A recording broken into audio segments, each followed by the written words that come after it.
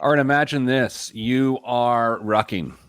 Okay, you are fully geared up in your brand new ruck vest. It's a weighted vest, carries up to 60 pounds, but you've got 30 in there. You've acquired said ruck vest about 90 minutes before you're using it for the first time. And where are you rucking? The mountains of Afghanistan? No. The plains of Grand Park in Westfield, Indiana, where there are paved paths and soccer lads abound. So I'm rucking. I'm feeling equally very cool and very insecure because it's a bit much. If you happen to be watching the live stream right now, you see me in said ruck vest. It is loaded with 30 pounds of gear. By gear, I mean numerous 2.5 pound weights. And as I'm rounding the corner, I see a very good friend of mine, former board member of Your Money Line, a man I coached soccer with, dropping off his daughter to her practice. He sees me from a distance in my tactical weight vest and screams, "Sniper!" And then he drops to the ground and makes a scene so all of the parents and kids look over at the man in the tactical vest. And it was in that moment that I didn't know whether rucking's a good idea anymore. Alas, I have it on right now. Welcome to the Pete the Planner Show, everyone. Hello, Kristen. Hello, Dame. Hello, Pete. Sergeant Pete. It's tactical. I love this thing. It is great. I'll tell you this, though. Kristen, can we talk muscles? Do you know any muscle names? Because I got one for you. The trapezius. Mm-hmm. This thing pulls on the traps. Mm-hmm. Interesting. So I could look like, a stronger person soon. A stronger person. You doing shoulder shrugs while you're walking around just to try and get a They little hurt too bad to do that. It's a lot of weight. I have this here at our office. I've had people feel it. The other day I brought it in and had them. I wore it into the office just for the joke. And the worst part about this thing is that it says Ethos. Mm-hmm. That's the brand. It's a Dick's Sporting Goods sub brand across the front in big red letters. And it's just, I don't know what I want it to say, like SWAT or Valor, or I don't know what I want it to say. Hi, Sarah, Quincy, Cheryl, Andy. Good day to you. Dame, Kristen, we have to. Yes, ma'am. Well, I have a really quick question about Go ahead. vest. You are someone who tracks your heart rate Mm-hmm. because you have multiple fitness watches, I think. Mm-hmm. When you just like wear it around, have you noticed that your heart rate's just higher? Just like right now, for example? Well, it's funny you say that. I don't currently have on a heart rate monitor. You I have usually two, and you don't have one? I've stopped with the Whoop. What? Yeah, it just got dumb. I mean, lots of things get dumb in my life. But to your point, yes, Kristen, it does take my heart rate up about 15 bips more than it would be. Dame, is that how you pronounce it? Yeah, exactly. Bips. So what do you, hey, hi, Jameson. Hi, Dan or Don. Can't see Dan. So should I keep this on the whole show? Yes. It's good for your cardiovascular health. It might be. Good for your core, standing there with supporting some extra weight. Yeah. And like many people on the front lines, people out, downrange, if you will, or on the job, I am standing on a gel mat. Kristen, why did you laugh at downrange? That's probably where you shouldn't stand. No, but that's what you say when you're out. You're in the. You're downrange. That's a military term we use. Uh-huh. Mm-hmm. SWAT. Okay, so let's get started with the show. We got to go quick today. We got to be out by the top of the hour. These two people have something. Important stuff. Here's the thing, though. I mean, you guys get off the air. I could carry this rocket ship. Sure. Did you say rocket ship? That's right. Okay. I'm not prepared. Except for a hostage situation. Have you started putting anything in those pockets yet? There's weight. Actually, I put a granola bar in one, and then some hand and wipes. some electrolyte tabs and Yeah. A Snickers, Some Band-Aids. some pork belly. As I laugh, my belly bounces it off of me. Okay. If you are not getting the visual and you're a podcast listener, please get the visual. Go to yourmoneyline.com/beat the planner. I don't know how long I'm going to last in this thing. You can do it. Okay, let's go. Let's start the show. In 3, 2, 1. This week on the Pete the Planner Show, we answer your money questions. Here's how the show sometimes works. You email us at askpete@petetheplanner.com. That's askpete@petetheplanner.com. And my cadre of experts answers the call. Damian Dunn, Kristen Elanius join me. Hello, friends. Hello, Pete. Hello. All right. So for years, we've been waiting to use this question on the air, but every week within those years, we keep pushing it back. We do. And today we get to that question. By the way, Kristen, is it the question about college? Is that the one? The one that starts hi, Kristen and Company. Well, they all start that way. From Chuck?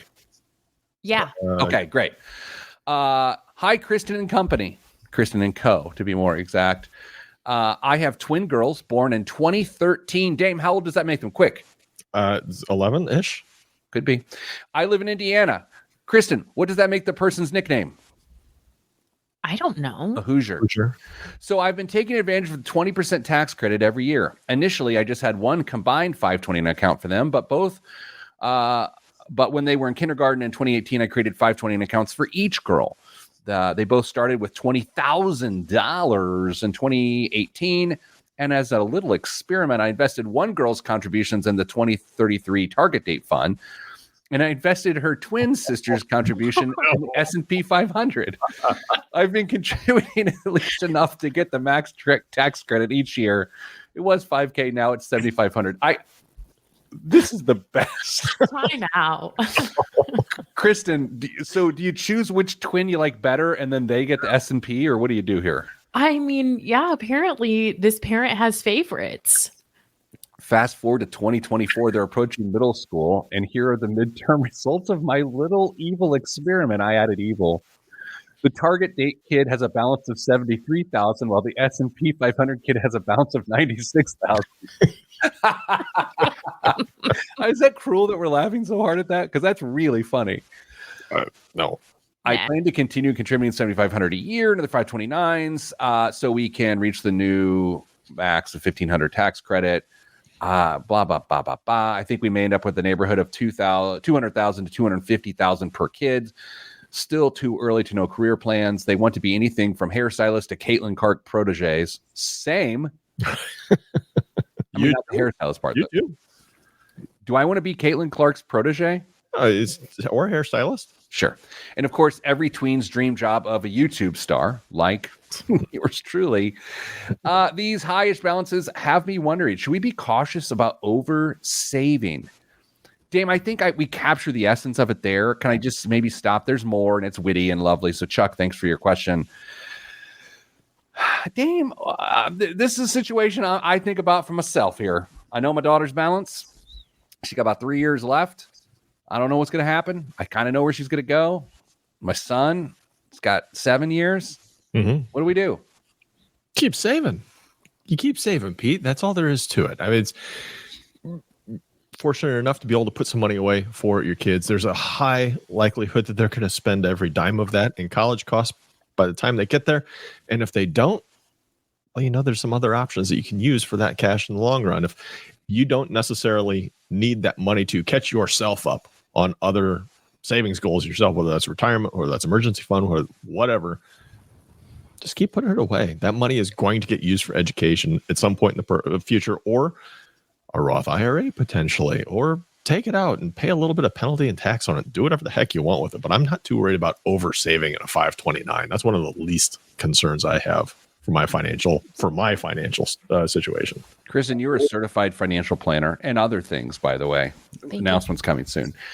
I want to give you my strategy that's slightly different from what the bald man said.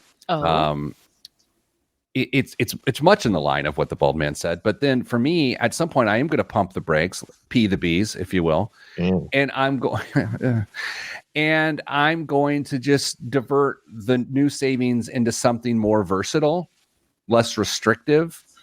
Once I feel like I've reached a level of which, I don't know, if they get a little bit of a scholarship for dancing or whatever it is, then I don't want to put myself in a restrictive position. Is that a reasonable strategy?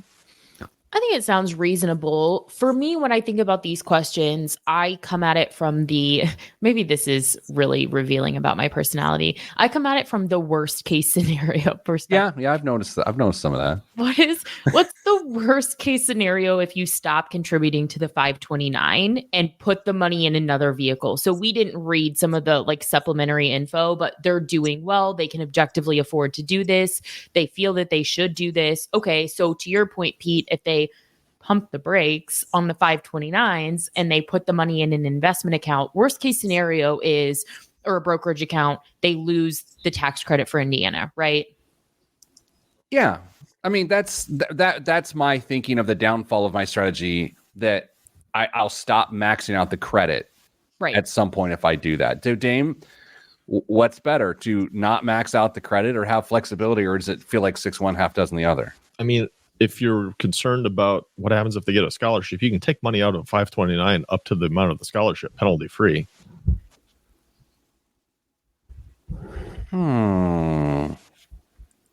Say that again. You lost my brain. If your kid gets a scholarship and you don't need all of if there's money left over in the 529, you can take money out of the 529 that's equal to the amount of the scholarship, penalty free. That counts as technically it's a non-qualified withdrawal, but it avoids the penalty.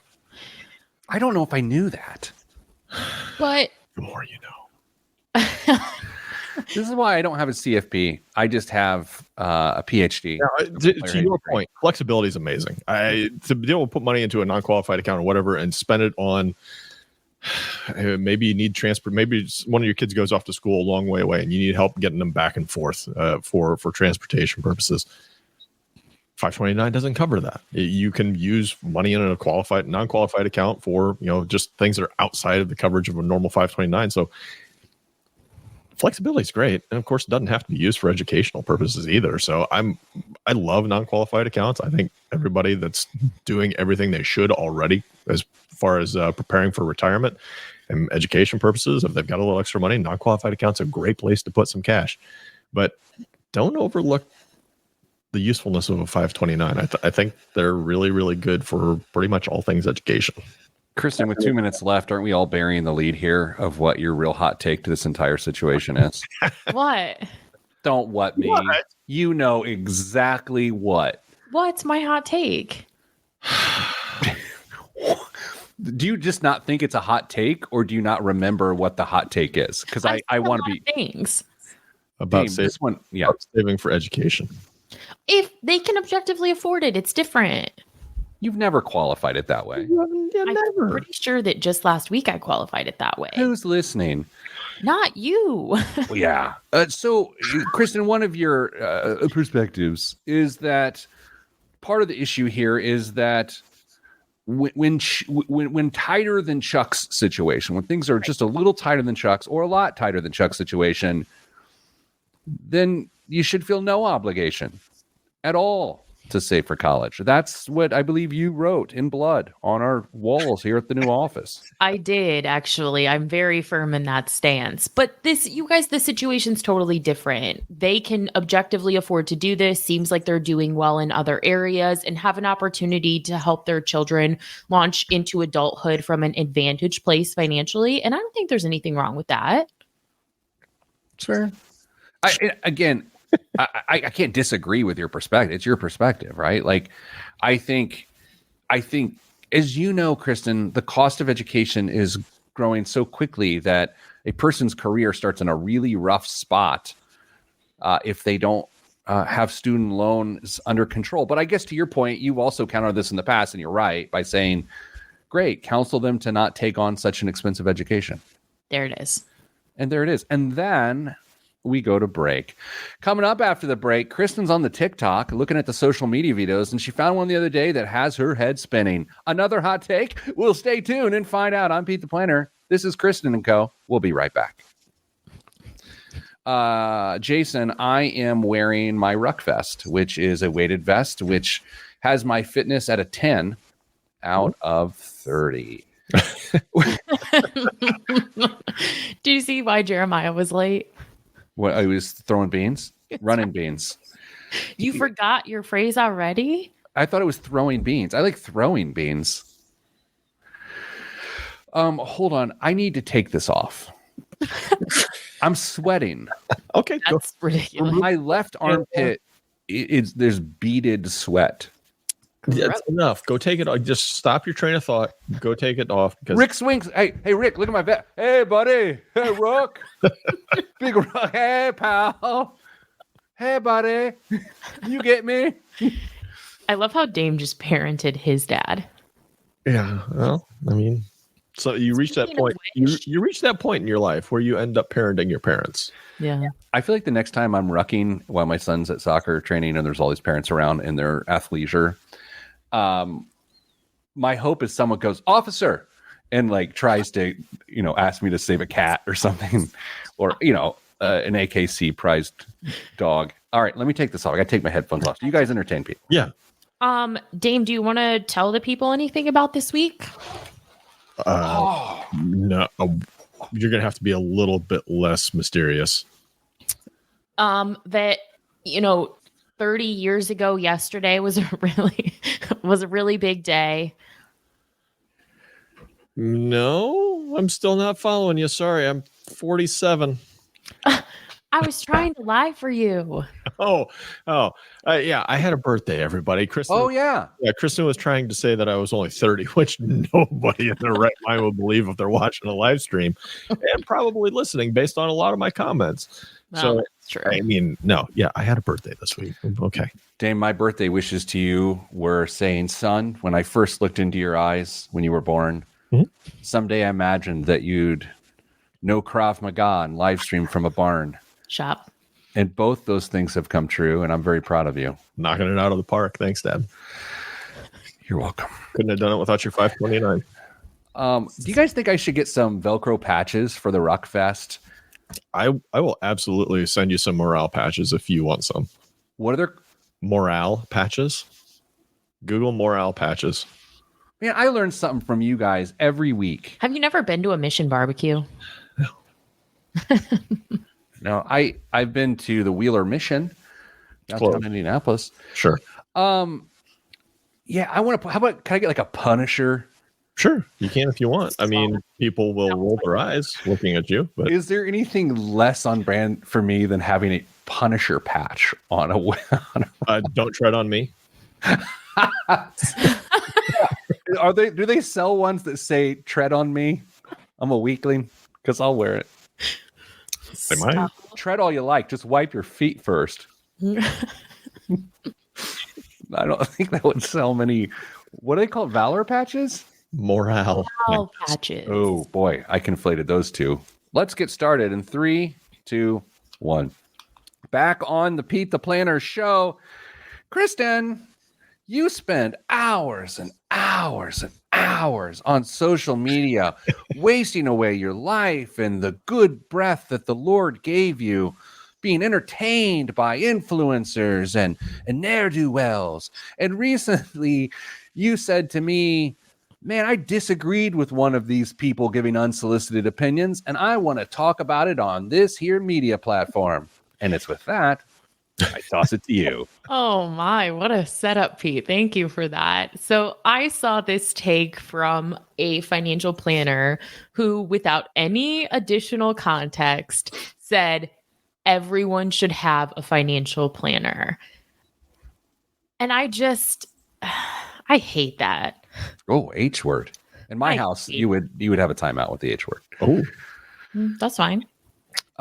So you don't like the idea. It's one of those absolutes that people get in trouble with when they give mass advice in the media. Like, you should always, or you should never, or everyone like that.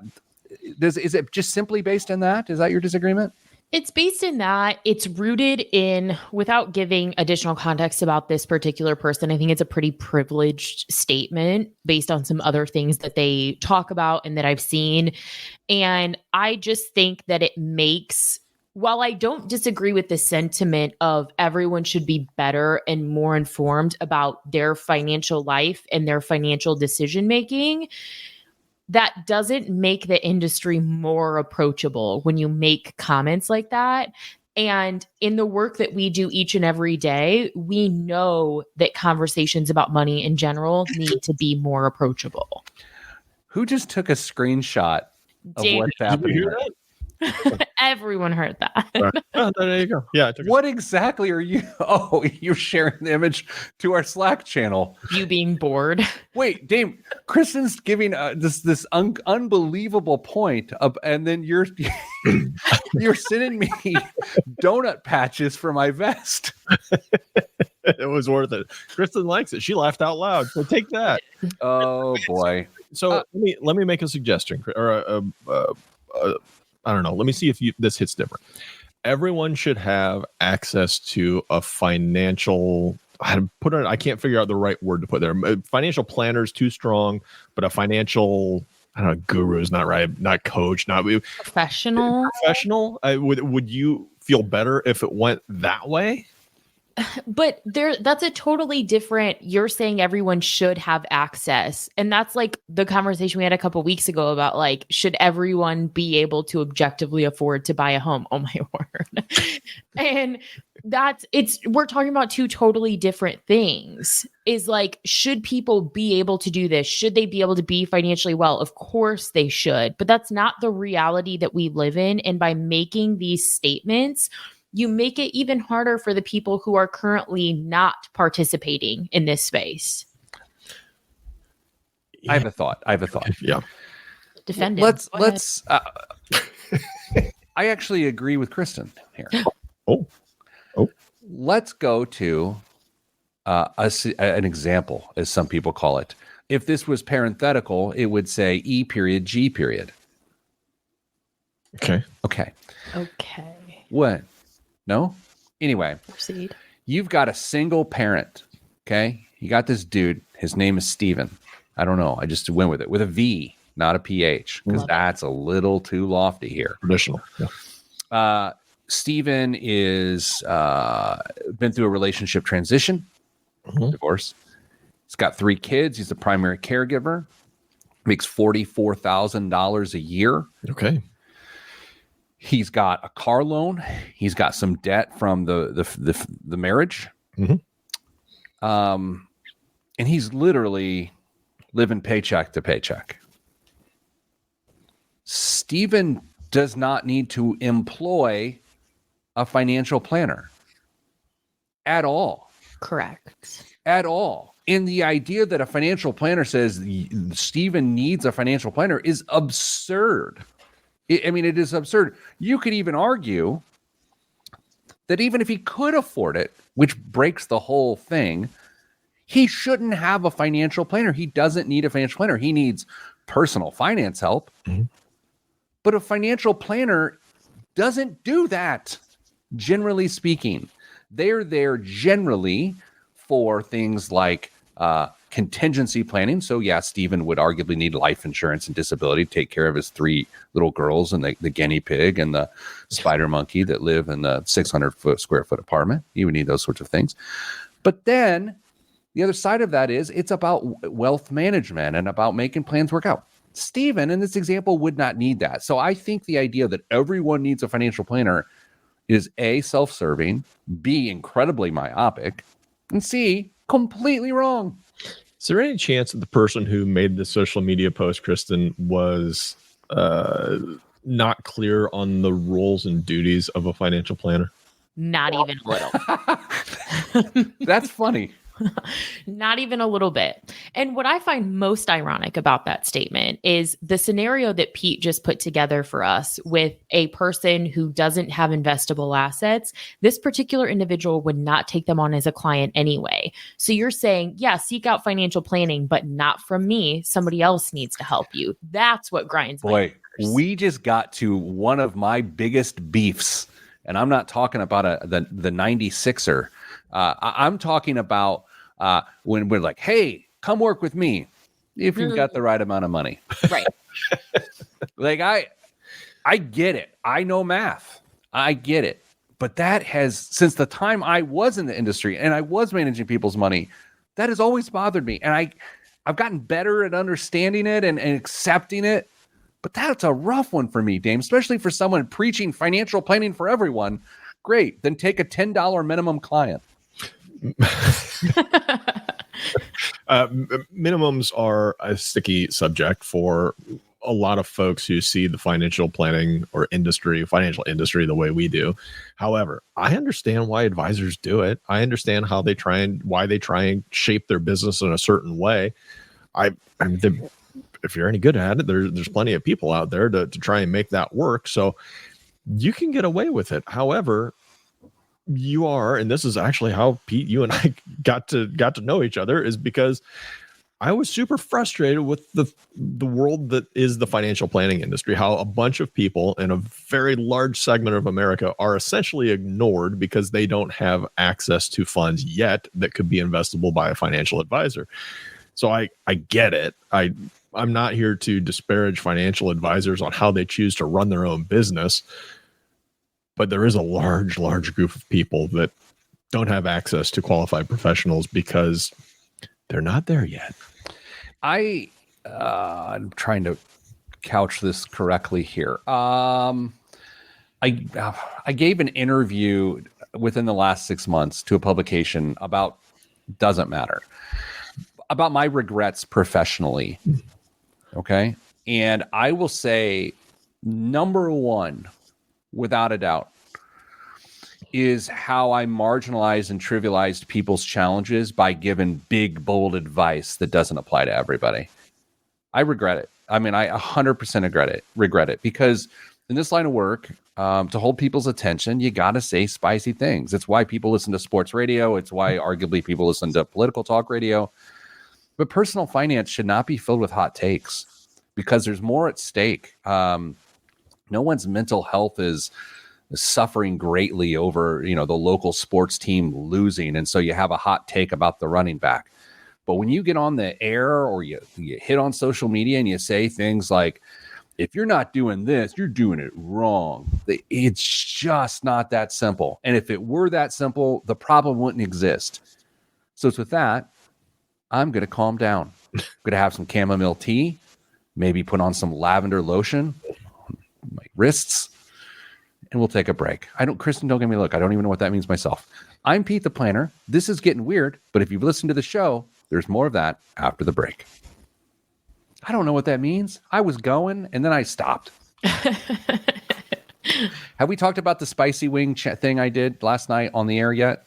We discussed it last week, and that's when I said you needed to eat them during the presentation, but I don't think we've discussed it. So let's see if I can play a video of me eating that. Oh. What? Yesterday as your prep? Yeah. As the prep video. Okay, yeah. Let's see if I can do that. That's not there. How are we doing on time? I feel like we're moving along pretty good, right? About halfway through the hour. All right. Can you hear that? No. Okay. Hold on. Give me a half second. Okay. Can you hear that? Still no. I feel like I'm the optometrist. 1 or 2. Can you hear that? I can hear your voice being weird. Can you hear that?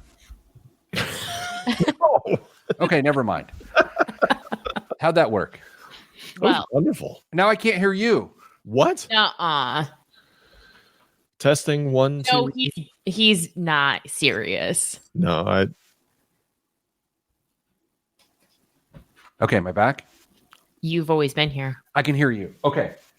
Try one last time. Dang it! I was really hoping, Kristen, you were going to go along with it and try and We continue. don't have time, or that would be funny. Okay, we do got to keep it moving. What are we talking about in this segment? I have no idea. Let's just go live. We'll figure it out. We could talk about who does need a financial planner. In I feel 3, like 2, 1.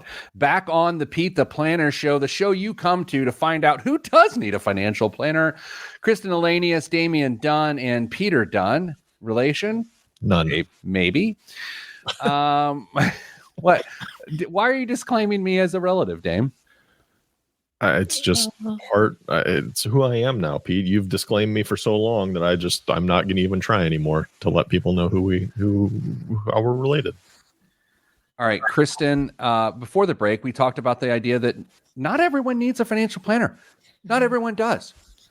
What is the barrier of entry of financial planning? What do you have to have accomplished, or what is the realities of your life that you need in order to say, I'm going to have a financial planner? Damien's saying that it's money. You got to have money. No, I think it's more about one of our favorite listeners in the comments said that maybe it's more about everyone needs to have a financial plan. Not everyone needs a financial planner. And I think that I can support that statement, which is that like everyone should and has access to have a plan for their personal finances. You can learn, you can improve your financial literacy, and everyone should have a financial plan. Yeah. Here, I agree with Andy's sentiment, who said that in the comments. I agree with your idea there. Dame is looking off to the side. Is it The Return of the Mouse? No, I was looking for a book that I thought might be a good example, and I don't think it's on my bookshelf Man, out here. so Dame is taking screenshots of donut patches during the show today. He's was looking for books. Did it pertain to the segment? Yes, Okay. of course it did. Well, let's do this. Let's do a little role play. Let's act like you found the book. Hold it up and illustrate the point with us. I gotta remember who wrote it first. Hang on. I feel really bad if I didn't. Does your barn have a library? I have a couple bookshelves out here. Yeah, it's a barn. Well, You just continue on. If I find it, I'll let you know. No. So, Pete, when we're talking about financial planning and like what we would generally picture or envision when we're talking about people who need financial planners, I would say a particularly someone who has dependents, but again, objective affordability is the key here. But I would say that's the type of person who needs a financial planner, is like whether it's the single parent that you mentioned in the previous segment, or like you and Mrs. Planner, like whether you employ that person on an ongoing basis or you have them help you with a one-time financial plan, I do think you should consider sitting down with a financial planner.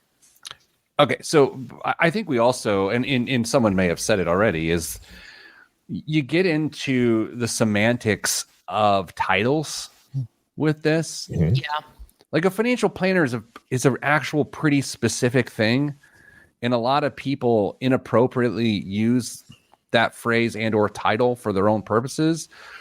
Dame, so life insurance experts, professionals often grab the title financial planner. They used to. I don't know if they still do, or maybe they do in conversation, but not in a written form.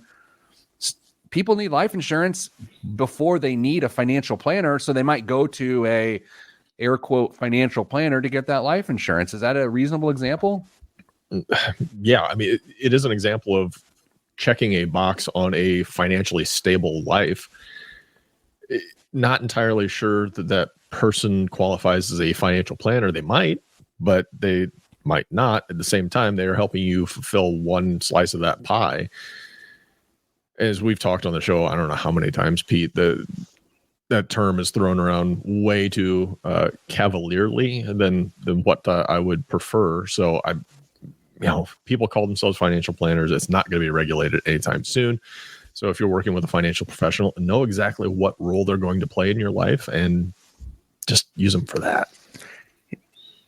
Would you prefer the scenario that Pete just set up where you talk to someone about life insurance first because you don't feel like you're necessarily ready for a full financial plan?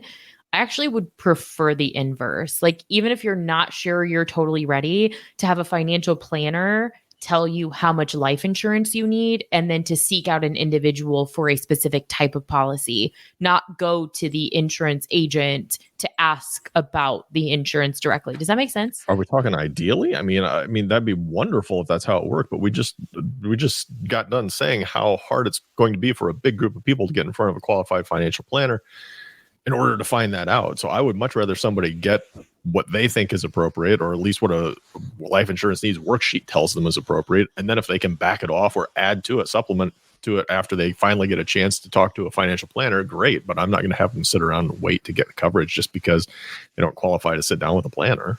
Here's the tough part about this, and having been on the other side of this conversation as a financial professional. So you either pay for the financial plan. Here's $2,000, complete a financial plan. So under that scenario, in the example we set up with Stephen and his, cornucopia of animals and children, that is a non-starter. He's not paying $2,000 for a financial plan. Stephen goes to an insurance professional who, as a courtesy and theoretically as a path to sell product, completes a basic financial plan, right? Pretty common. In fact, I'll be honest, part of my career was doing that. Then there's the other side, which is if Stephen actually had assets, in order to help him with a financial plan, they just want the asset management fee, and they'll complete a free financial plan as part of those services. So that's where this also gets tricky, is you can pay a financial planner to complete a financial plan 3 ways. Pay them an outright fee, which I kind of like. I got to be honest. Number 2, they manage your assets, so they throw in a financial plan. It's okay. I don't always love it, because sometimes, as my Indianapolis Business Journal column that I turned in today notes, people get distracted by investing and don't care enough about their financial plan. And that includes investment managers who try to provide both. And then the other element here is back to the insurance person. If the insurance person's trying to sell you term or permanent life insurance, and they happen to help you set goals and create a budget and put together an emergency fund, then even though they're not technically a financial planner, you will call them a financial planner.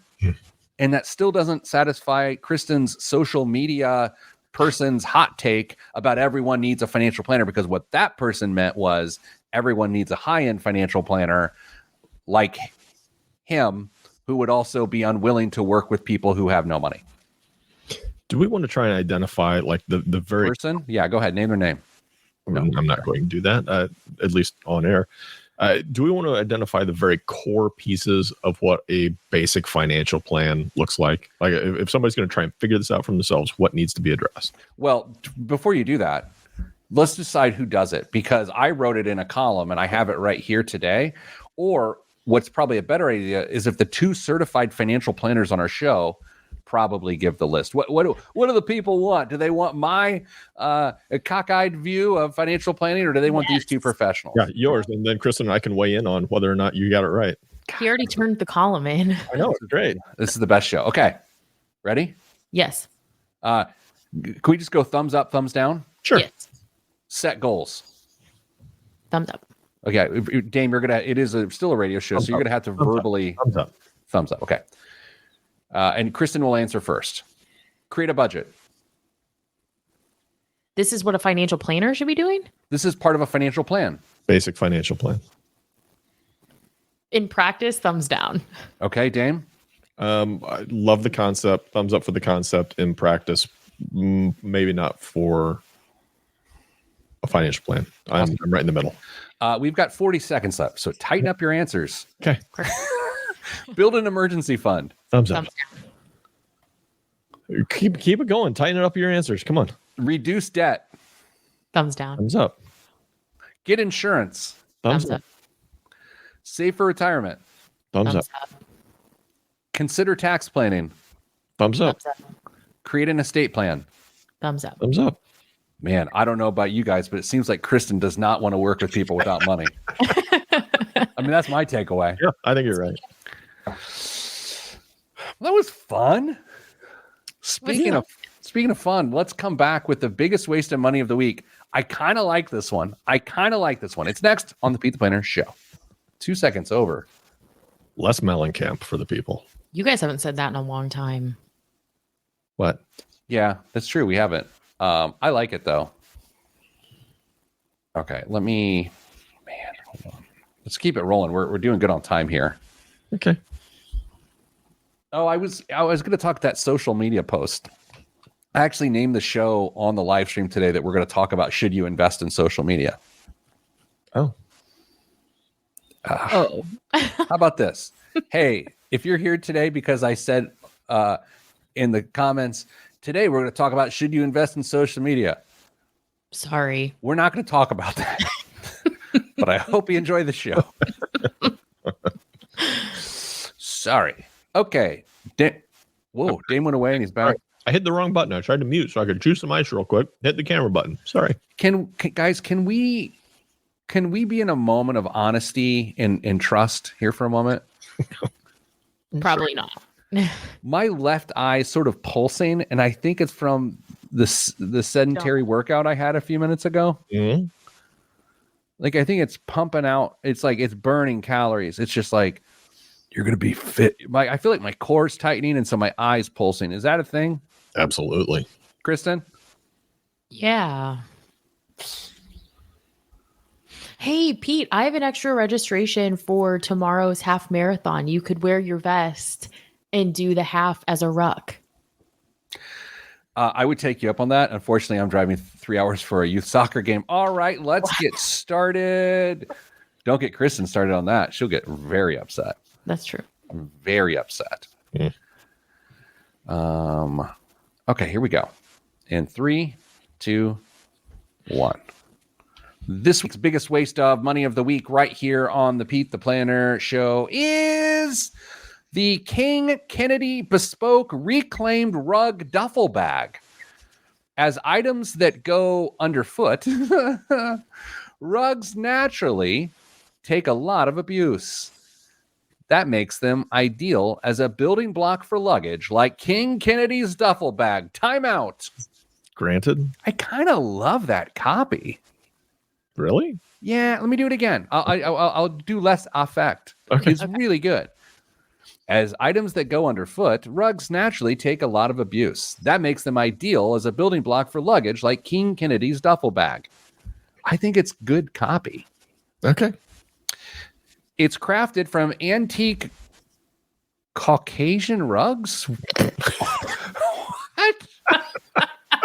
Pete loves this copy. Wow. All right.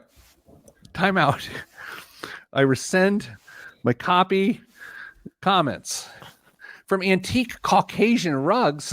Are they bad dancers? Are the rugs woven in the late 1800s? So not quite as tough as the synthetic ones from the local Home Depot and supple Italian leather. By the nature of their construction, each one is unique, but they share an interior zip pocket, zippered closure, and an included shoulder strap, luggage tag, and dust bag. That is the bomb up for grabs here today, and I am so thrown from antique Caucasian rugs. This is so all over the place. Why does a rug need a dust bag? Exactly. You just got done saying how tough it is because it spends time underfoot, but you need a bag to keep your tough bag in. That is an incredible point. We all know how tough Caucasian rugs are. Man, I got some Googling to do when we're done today. All right, Kristen, one of the world's foremost Caucasian rugs experts. That's me. What do you think this here traveler bag costs? This traveler bag is $700. Oh, crap. You can see that in the white of your eyes. Dame? I mean, the name, who's the manufacturer of this? It sounded pretentious. King Kennedy Bespoke Reclaimed Rug Duffel Bag made from Caucasian rugs. It's too many words. It's actually this is like a $2,000 bag. As Jameson notes, Pete and Dame get hair pieces. They would be called Caucasian rugs. Well done, sir. Deep in the heart of Texas. Thank you, Jameson. 4,200 American dollars. That's ludicrous. It's do you have to hang this bag up and beat it to get the dust out every once in a while, like you do old rugs? Or? I don't know. Like I love a good weekender. A good weekender bag. You throw some things in there and weekend. $4,200. It's wild. Dame, what's in the news this week?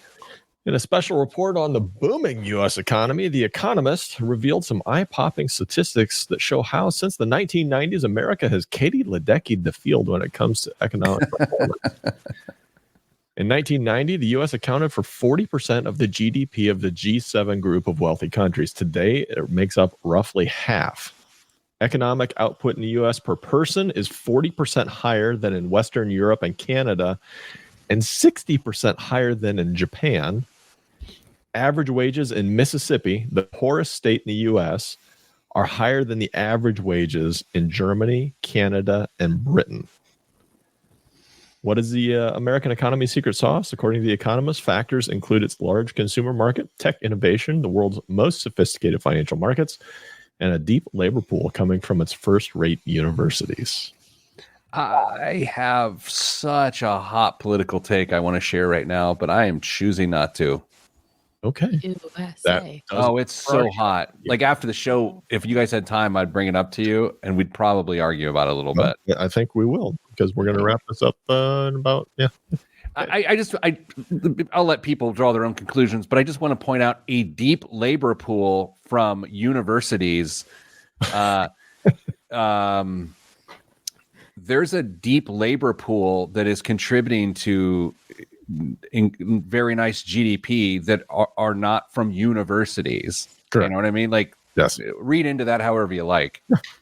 I totally agree with you on that. And I guess we're both getting morale patches for that.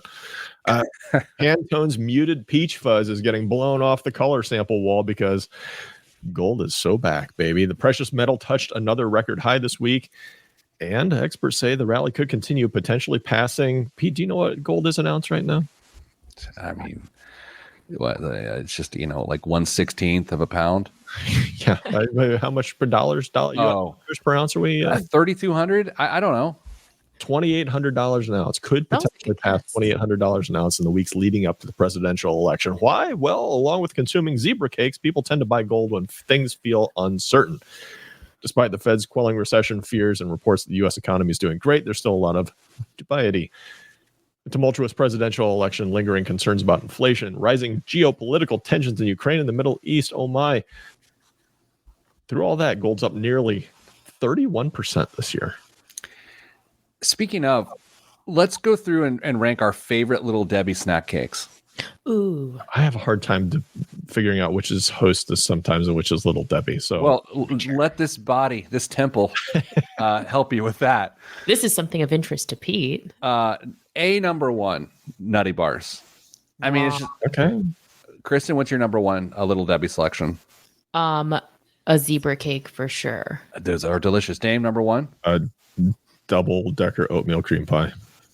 Okay, fair enough. I mean, it sounds like a little bit of a mutant, but I gotcha. How about I think you don't see them all the time, the peanut butter bars where you could like bite off. It was like a peanut butter log. It was like a poor man's peanut butter Twix. And you'd bite off the shell and there would just be this peanut butter log on cookie. That is delicious. I don't know if I've had one of those. I think you're making that up.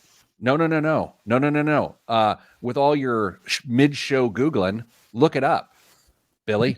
No, you can't make me. I'm not going to do that. I'll send you a later. Okay, next. What else do you got? Have you had the ice creams, the Little Debbie ice creams? No. They're all very good. Like ice cream? Yeah, they put the pieces of the snack cakes in the ice cream. Yeah, I had the oatmeal cream pie is very good, and Swiss roll is very good. Jameson notes in the chat. He says donut sticks or Star Crunch.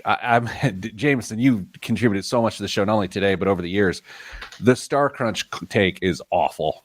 What is Star Crunches are the worst confection in the history of confections. Crunch. Terrible. So much Googling to do after this. Yeah. Oh my gosh. All right, Dane, what else is the news? Pete, we've talked about this before. If history is any indication, investors should hope the Los Angeles Dodgers beat the New York Yankees in the coming series. Turns out the stock market tends to see higher returns in the subsequent month, quarter, and year after a team from the National League wins the World Series than if an American League team wins. On average, since 1957, the S&P 500 has gained an average of 15% annually after a National League team won, while it only increased 9% on average after an American League team won. Fun fact, though, no team has caught more stray foul balls than Philadelphia. Every team based in Philly has had a detrimental effect on the market. If they win, it's a canary in the coal mine. For the record, Philly teams won in 2008, 1980, and 1929. Yikes. So, Dame, are you suggesting that who wins the World Series is going to have a bigger impact on the markets than, I don't know, who wins the presidential election this year? Clearly, that's what I'm suggesting. Yeah, he's a CFP. Yeah. Registered trademark. Any more news, sir? Sales of previously occupied U.S. homes slowed in September to the weakest annual pace in nearly 14 years, even as mortgage rates eased and the supply of properties on the market continued to climb. What? Yeah. Existing home sales fell 1% last month from August. Good. Chris. Maybe I'll be able to afford one. All right, that's it. That's the show. Here's what we're doing next week on the show. Are you guys both here? I think so. I think it's the day after Halloween. So, Oh, well, I'll be sleeping it off. we're making presidential election predictions. No. Yes, we are. Yes, we are. And you reveal your votes. All right, send in your good vibes because good vibes are all that's in the budget. This is the Pete the Planner Show, and we hope your life is good from here. I don't know why I said that. And you reveal your votes. I will be happy to participate, but much like many of the swing states, I will have to wait 10 to 14 days after the election to be able to reveal my vote because it will take that long for me to tabulate my votes. I can't say there's a period of American history I'm looking forward to less than the next several weeks. I don't, everything's going so well. I don't know. In my life. Like just it's like almost guaranteed chaos. Guaranteed chaos. Mm-hmm. You better get some of those morale patches for your vest so people take you a little bit more seriously. I think what bothers me the most, maybe, I don't know, maybe I'm being me and Pollyanna here, but like, we're just going to be more divided in a week or 2 weeks. You know what I mean? Like, it's like, that's the worst part. It's something's going to happen. And no matter what that something is, we're all madder at each other than we were before. Yeah. I hate that. That's stolen valor. I don't actually, it's not. Dave, I am back on your guy though. Are you? Oh my gosh. He's doing shorts now on YouTube. Really? So you don't have to watch his pretty long videos. Oh, they're very long. And he's a tough man. He'll go up to someone like, you said on this thing, you were whatever, and you're not, and you better stop. Do you hear me? And the person's like, yeah, okay.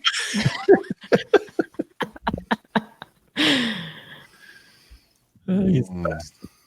All right. Well, you guys have a thing. You guys got plenty of time to go do it. Yay. Everyone else, how about we give you 8 minutes back to your day? I hate that. That's why I say it to you every time we in a meeting early. Unfortunately, we always run over because of all the yapping. All right, everybody. Just kidding. Stay getting money.